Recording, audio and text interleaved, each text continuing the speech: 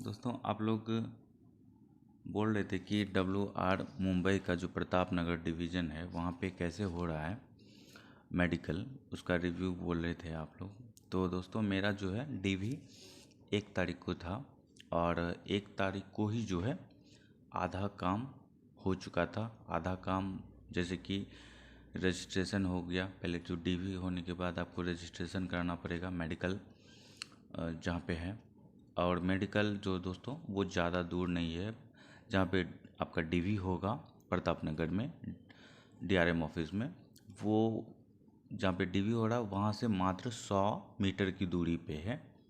आपका 100 से 125 मीटर की दूरी पे जो है आपका मेडिकल है, यानी कि हॉस्पिटल है। और वहाँ पे आपको सबसे पहले तो मेडिकल मेमो दिया जाएगा और वो लेके वहाँ पे रजिस्ट्रेशन कराना पड़ेगा।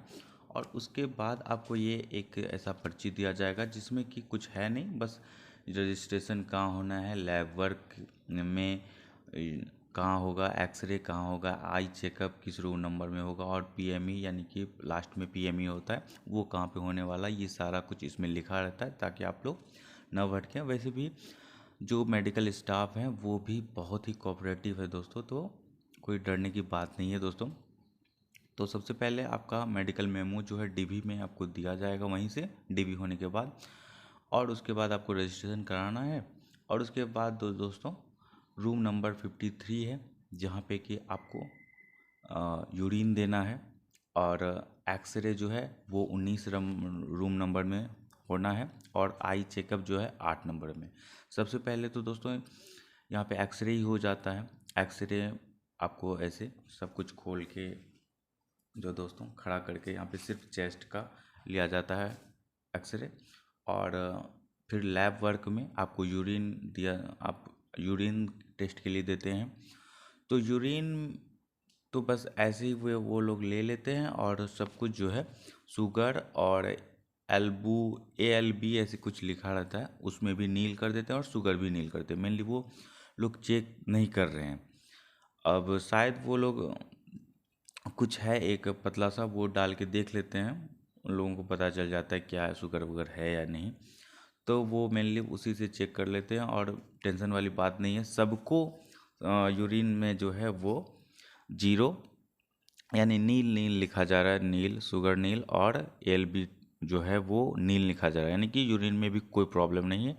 और एक्सरे एक्सरे में दोस्तों आप लोग अगर कुछ माला वाला पहने हैं या कुछ चकती वक्ती जो भी है तो उसको निकाल के जाएं, क्योंकि दोस्तों जो एक लड़का था वो बजरंग बली का मतलब जो भी था चकती पहना हुआ था और वो एक्सरे में उसका यहाँ पे आ गया था। तो डॉक्टर उसको समझ नहीं पाए कि क्या है, तो डॉक्टर ने उसका जो एक्सरे रिपोर्ट देखा और उसको फिर से बाहर में CT स्कैन के लिए भेज दिया। तो दोस्तों आप लोग अपनी सावधानी जरूर बरतें। एक्सरे जब भी कराने जाएं तो पूरा अगर बोल रहे हैं वो खोल लें, तो आप लोग अपने से भी प्रिपेयर रहें।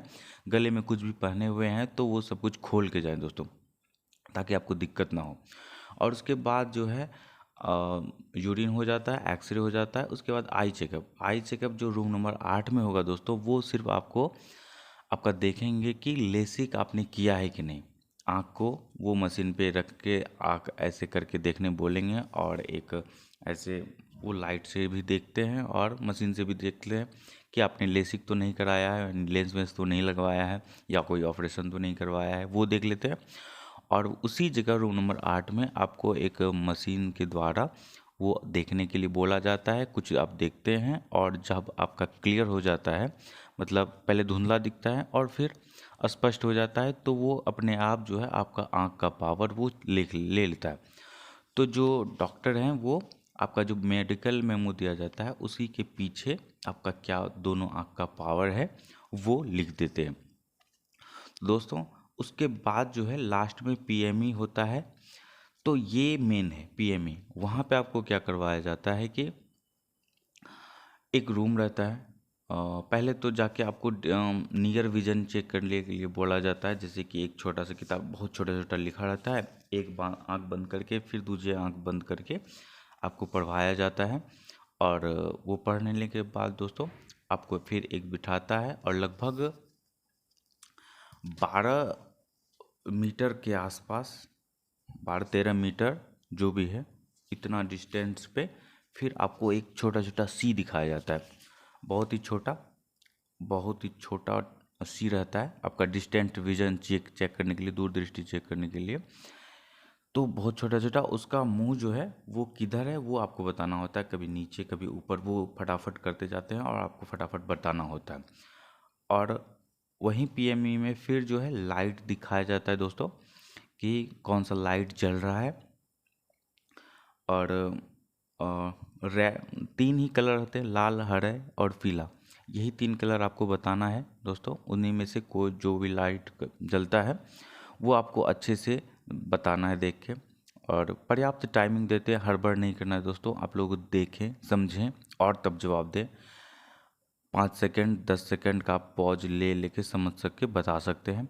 और उसके बाद है दोस्तों कि एक 4 ऐसे बिंदु हैं, उसी में से लाइट निकलती है और आपको बताना होता है कि कितने लाइट, वो पूछेंगे कि 4 लाइट जल रही है, 2 लाइट जल रही है, कितने लाइट जल रही है वो बताना है। और कितना ग्रीन कितना रेड जल रहा है वो कुछ कुछ जलाते रहते हैं और आपको बताना है फटाफट।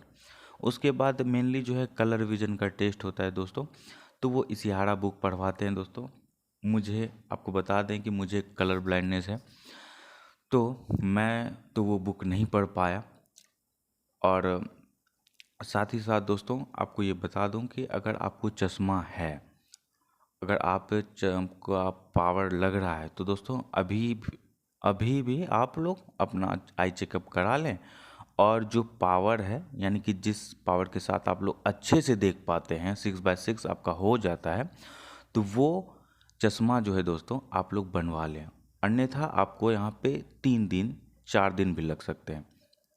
तो इसीलिए मेरा कलर ब्लाइंडनेस है, तो वो परसों ही जिस दिन डीवी था उस दिन ही आधा काम तक हो चुका था। मेनली जो मेरा वो कल चेकअप हुआ, तो मेरा कलर ब्लाइंडनेस है ही, हमको पता था। और चश्मा जो मैंने दोस्तों ये मैं पहले से ही बनवा के रखा था। और उसका पावर जो है दोस्तों, पावर स्लिप आप लोग लेना ना भूलें। तो पावर स्लिप लेके जरूर आएँ ताकि आपको कोई दिक्कत ना हो, वरना अगर पावर स्लिप लेके नहीं आएंगे तो फिर से आपको चश्मा बनवाने भेज दिया जाएगा और फिर आपका एक दिन गया। तो इसलिए आप लोग अगर चश्मा पहनते हैं तो आप लोग जो है अपना चश्मा लाएं और पावर का प्रिस्क्रिप्शन भी लाएं और वो अटैच कर लेते हैं, ताकि और फिर उसी चश्मे के साथ आपको पढ़वाते हैं। तो अगर आप पढ़ लेते हैं तो कोई दिक्कत नहीं है, फिर अगर चश्मे के साथ नहीं पढ़ पाते तो वो जो रूम नंबर 8 में जो आपका पावर लिखा था, फिर वो चश्मा आपको बनवाने बोलते हैं। और फिर देर हो जाती दोस्तों, वहाँ पे प्रताप नगर में कोई चश्मे की दुकान नहीं है, तो इसलिए आपको फिर इधर उधर भटकना पड़ेगा। तो इसमें एक दिन लग जाएगा, फिर नेक्स्ट डे आइएगा, तब तक में आपका जो सहपाठी सब थे उनका हो गया होगा, तो फिर लेट होते जाता है। तो इसीलिए आप लोग अगर चश्मा पहनते हैं दोस्तों तो चश्मा बनवा के लाएं और उसका सही जो पावर है वो लगाएं। और कलर विजन वाले जो भी हैं वो बच नहीं सकते कि आप लोग अगर जो चाहते हैं कि बुक रट लेंगे या हो जाएगा, तो वहाँ पे मैंने भी यही किया है। मेरे पास ऑलरेडी मुझे कलर विजन है, मुझे पता था, तो इसलिए मैंने बुक भी ले लिया। लेकिन उससे कोई फ़ायदा नहीं, वहाँ पे कलर विजन आपका पकड़ा ही जाएगा कितना भी कुछ कर लें। और उसके बाद अगर कलर विजन है, मेनली जो है चश्मे वाले को 2 दिन तो लगाया ही जा रहा है, और यानी कि 3 दिन डीवी के साथ साथ और 2 दिन। जैसे कि मेरा परसों ही डीवी था, तो कल जो है कलर विजन निकला, सुबह में ही 10 बजे वो चेकअप हो गया। और उसके बाद जो है दोस्तों फिर से शाम में कलर विजन वाले को, चश्मे वाले को फिर से शाम में 2 3 4 डॉक्टर मिलके फिर से चेक करते हैं। तब जब उनको पता ही चल जाता है कि कलर विजन है, तो फिर डिस्टेंस विजन दिखाया जाता है सी का, किधर मुंह खुला है। और उसके बाद फिर वही डॉक्टर सब मिलके फिर लाइट दिखाते हैं, लाल हरा पीला, और जलाते बहुत छोटा सा, और उसमें आपको बताना होता है।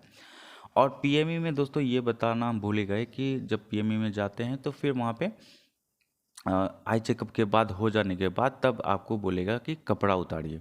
कपड़ा उतार लेते हैं और फिर बोलते हैं चलो चड्डी में रहो। उसके बाद चड्डी में आपको रूम थोड़ा सा बड़ा रहता है, तो उसी रूम में दौड़ लगाने को बोलते हैं, दौड़ लगाने बोलते हैं। और आपको पूछते भी हैं कि क्या कुछ प्रॉब्लम है, नहीं नहीं।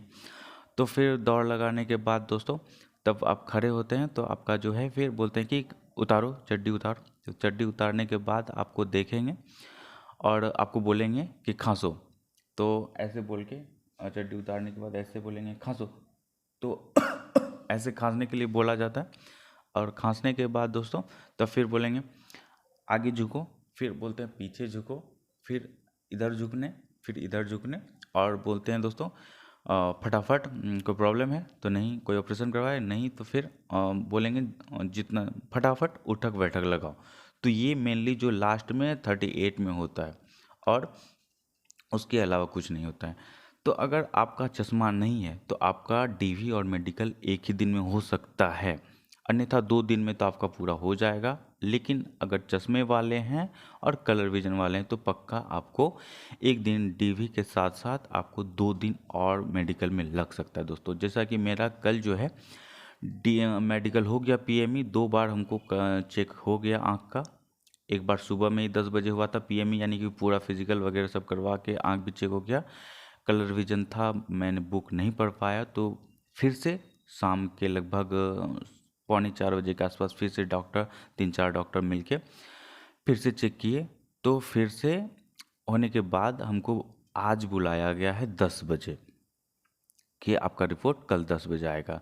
लेकिन दोस्तों डरने की कोई बात नहीं, पता नहीं मुझे क्या मिलता है। लेकिन कलर विजन वाले और एक भाई साहब थे तो जिन्हें जिन्हें कि B2 दिया गया, तो इसीलिए मैं भी आशा कर सकता हूँ कि B2 या C1 तो मिल सकता है दोस्तों। तो इसलिए डरने की कोई बात नहीं है, मैं खुद कलर विजन हूँ तो डरने की कोई बात नहीं। देखें आगे क्या होता है, सब भगवान की माया है। और तो ये मेनली था। तो अगर आप लोग जो दोस्तों डीवी और मेडिकल अगर जिनका कोई प्रॉब्लम ही नहीं है, आँख वाँख सारा सब कुछ ठीक है, तो आप लोग का एक दिन में हो सकता है। तो एक दिन में तभी हो सकता है जब आप लोगों का डीवी जो है वो कम से कम 11 बजे तक हो जाए। आप लोग जो है 10 बजे स्टार्ट होती है, लेकिन आप लोग वहाँ पे 8 बजे से ही आप लोग डीवी हॉल में आ जाएं दोस्तों, वहाँ पे गेट के आगे रहें। और जैसे ही बुलाएगा, क्योंकि जो सीबीटी का जो पहले वो चेक करते हैं, सीबीटी का मतलब फिंगर लेते हैं और आपको बताते हैं, यानी सीबीटी में जो जो फिंगर दिया था वही फिंगर आपको यहाँ पे देना है, और तो आपका मैच हो जाएगा। उसके बाद बोलते हैं 2-2 करके बुलाते हैं, तो अगर आप पहले जाएंगे तो आपका पहले हो जाएगा, इसलिए डरने वाली कोई बात नहीं। अगर आपका 11 बजे तक में हो जाएगा तो उसी दिन मेडिकल भी आपका हो सकता है दोस्तों। तो इसलिए अपना समय जो है वो डीआरएम ऑफिस के पास आके फटाफट और डीवी करा लें, और सारा मेडिकल जो है वो फटाफट हो जाएगा। तो यहाँ पे मेनली सारे स्टाफ जो हैं वो बहुत ही कोऑपरेटिव हैं, इसलिए डरने की कोई बात नहीं। आगे का जो है मैं वीडियो बनाऊंगा कि मुझे कौन सा स्टैंडर्ड मिला दोस्तों, क्योंकि 10 बजे मेरा रिपोर्ट आना है। तो मिलते हैं अगले वीडियो में, और कोई क्वेरी हो तो कमेंट करके ज़रूर बता दें दोस्तों। धन्यवाद।